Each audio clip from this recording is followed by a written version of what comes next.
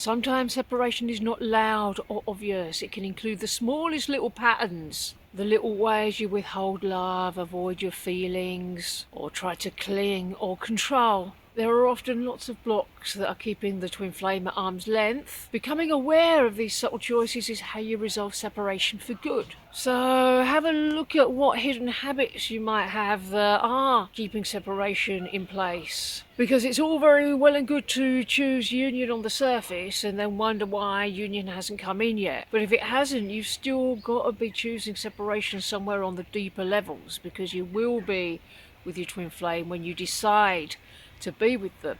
If you've been avoiding uncomfortable feelings or not feeling certain feelings because they don't feel good, then that's a choice of abandonment, because you're ignoring a part of yourself that's needing love. And guess what your twin flame's going to do? If you're distancing yourself from these aspects of yourself instead of choosing love there, it's going to steal your joy, and it's going to keep your twin flame far away from you. Self-criticism mirrors separation, because your twin flame's only going to treat you how you're treating yourself.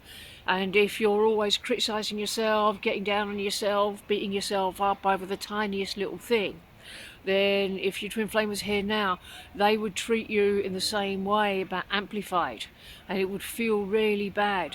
You've got to treat yourself well if you want your twin flame to be here and treat you well too. If you're rejecting parts of yourself instead of loving them, if you're judging them to be less worthy than other parts, you've got to stop doing that. Inner judgment is always going to push your person away. So choose to release judgment here of self and others. Bring the truth there.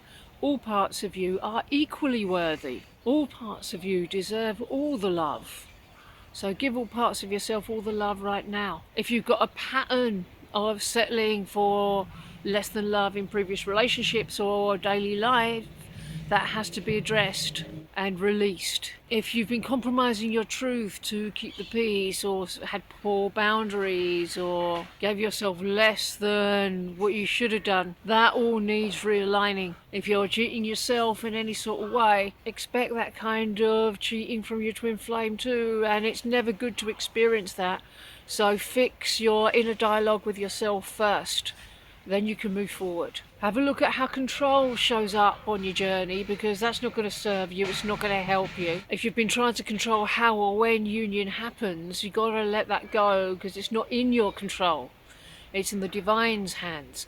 And if you're trying to take control and wrestle control away from the divine, it's all going to go horribly wrong. It blocks trust in the divine, and trust in the divine plan is what you need for your journey to unfold and your union to manifest. Unhealed fears are going to influence your choices. If you're afraid of rejection, abandonment or failure, it might be enough to stop you taking that chance on love.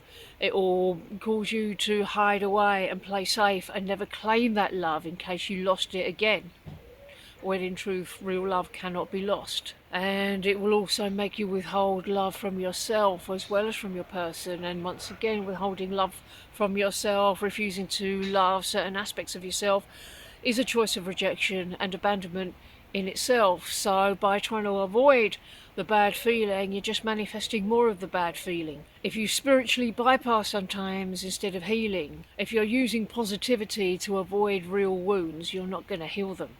You have to acknowledge them, you have to go there, you have to feel the feelings. You have to bring love there, you have to go through all the steps of the mirror exercise.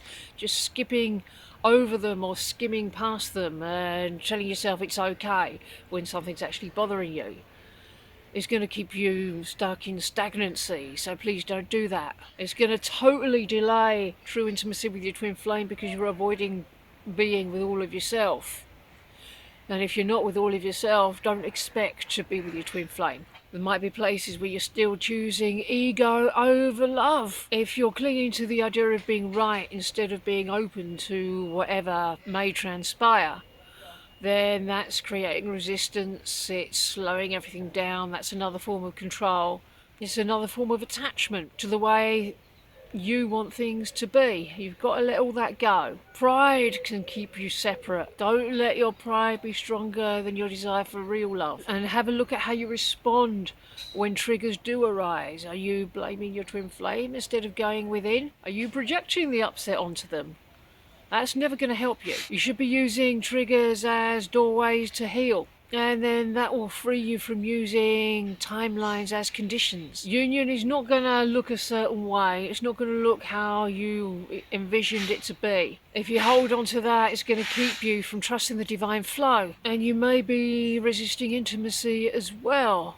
You might be avoiding vulnerability, especially if it feels too raw. But vulnerability is something you're going to have to embrace as a strength, as a sincerity that it is. Because if you don't, it's going to block the very closeness that you're desiring, and it will cause you to separate love from your daily choices. If you're still stuck in old habits and maybe making choices from fear in small everyday moments, then these patterns are really going to ripple into your union. You've got to apply the same principles of your union to all of your life, the little everyday things, apply them in exercise to seemingly insignificant, irrelevant things like burning the toast, anything that's not perfect. And that is how you cultivate a relationship with the divine, and your union reflects your relationship with the divine. But if you're leaving all that in the rest of your life, then you're doing it wrong, because your healing is not separate to the rest of your life. So start choosing union in all these places instead. How different would it feel to me every moment we love? Can you commit to unconditional self-acceptance in these places? Your separation is only ever a choice, and it will show up in the smallest places. And that makes it easy for you to catch it and make a new choice in these places too. When you bring love into these subtle patterns, separation will dissolve and union becomes natural. And if you're ready to start choosing love deeper and deeper and deeper in every single moment, check out these videos here.